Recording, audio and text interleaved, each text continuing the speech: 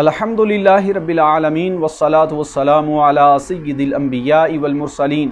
وعلی آلہ واصحابہ اجمعین۔ سامعین و ناظرین، اہل سنت و جماعت کا عقیدہ بالکل واضح ہے کہ انبیاء اور رسولوں کے بعد سب سے افضل حضرت سیدنا ابو بکر صدیق رضی اللہ تعالی عنہ کی ذات ہے، اور ان کے بعد سیدنا فاروق اعظم رضی اللہ تعالی عنہ کی ذات ہے۔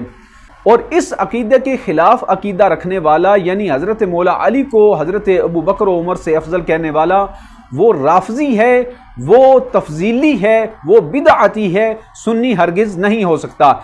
اس بارے میں قبلہ عالم سیدنا حضرت پیر میر علی شاہ رحمہ اللہ آپ کے فتاوی میریہ میں یہ بالکل دو ٹوک الفاظ کے اندر واضح لکھا ہے کہ حضرت ابو بکر و عمر سے حضرت مولا علی شیر خدا کو افضل کہنا یہ روافض کا عقیدہ بدعت ہے، یہ اہل سنت کا عقیدہ ہرگز نہیں ہے۔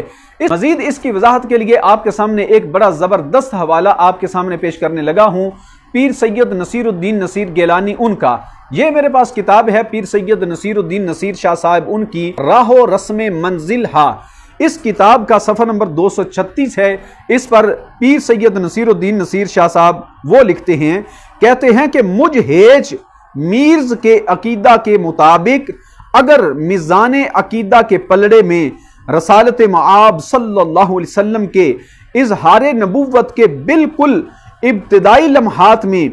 حضرت صدیق اکبر رضی اللہ تعالی عنہ کی وہ دو لفظی تصدیق رکھ دی جائے،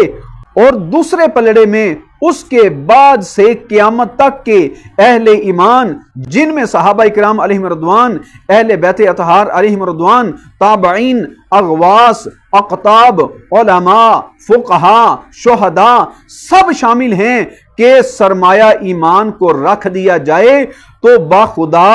میرے صدیق اکبر کا پلڑا بھاری ہوگا۔ تو پیر سید نصیر الدین نصیر شاہ صاحب آپ نے اس کتاب کے اندر واضح لکھا کہ جب نبی پاک سرکار دو عالم صلی اللہ علیہ وسلم آپ نے اعلان نبوت فرمایا،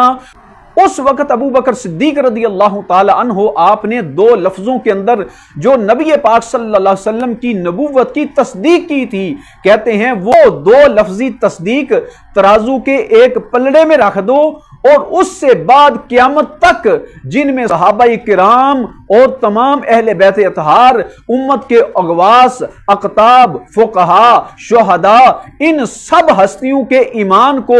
دوسرے پلڑے میں رکھ دو۔